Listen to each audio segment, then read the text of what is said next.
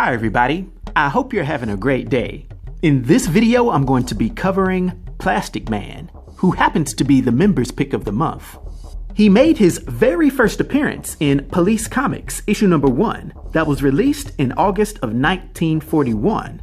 But for the sake of this video, I'll primarily be covering his most current iteration, which made his debut in Justice League International, Volume 3, issue number 1, that was released in November of 2011. His real name is Patrick Edward O'Brien, aka Eel, also occasionally going by the alias Plaz. And he's a human male that stands 6 feet 1 inch tall and weighs 178 pounds, having blue eyes and black hair, although his height and weight can obviously change. Now, due to a fateful accident, Patrick came in contact with an unknown industrial chemical mixture that covered his body and entered his bloodstream. And this would lead to him acquiring an almost infinitely malleable physiology, developing a body that neither exists as a complete liquid nor solid, while maintaining a complete control over his molecular structure. This allows him to control his density, elasticity, size, and shape, being able to be as dense as a rock or as soft as a sponge, while also being able to be a few inches tall up to the size of a skyscraper. Now, mind you, he can do this while taking on any form he can imagine, be it that of an object or a living being. Other side effects of this unique power is that he can also cause the generation of moderate superhuman strength, durability, and agility. Matter of fact, his durability is so noteworthy that Batman himself said that he could likely withstand a nuclear detonation.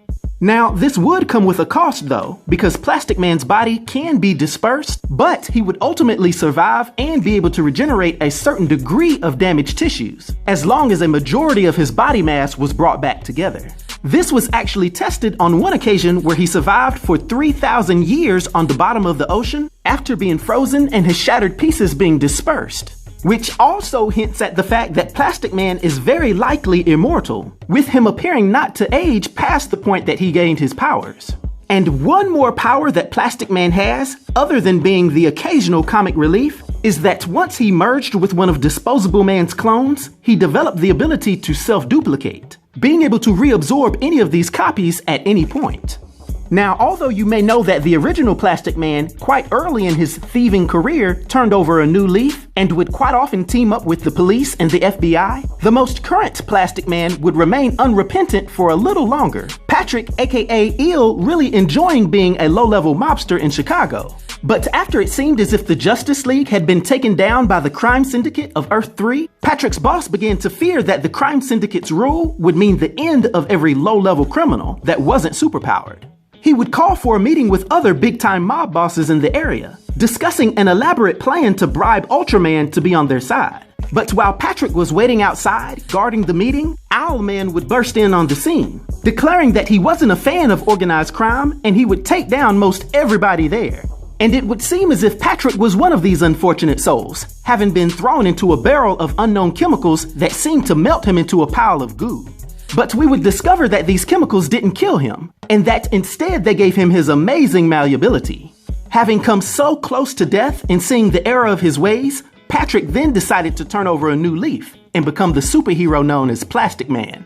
Despite still being a bit of a jokester, Plastic Man would learn to do the right thing, even going on to marry a woman named Angel and have a son named Luke, who would surprisingly enough develop his father's elasticity powers.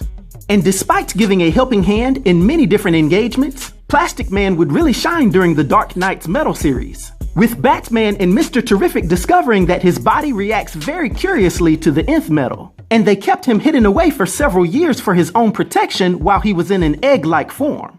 It's explained that his body is composed of a substance that is attuned to the vibrational nature of Nth Metal, and his body and behavior would fluctuate wildly whenever the metal fluctuates. That being said, he was effectively used as a living weapon in the final battle with Barbatos and his army, Plastic Man emerging in a wild frenzy-like state and wrecking shop on the bad guys. Now, due to his powers and abilities and his influence on the DC universe, for my 1 to 10 rating, I'll give Plastic Man a rating of 7, which is a master rating. I hope everyone enjoyed this video. I'll talk to you next time. Be sure to like, subscribe, and join the new Sage.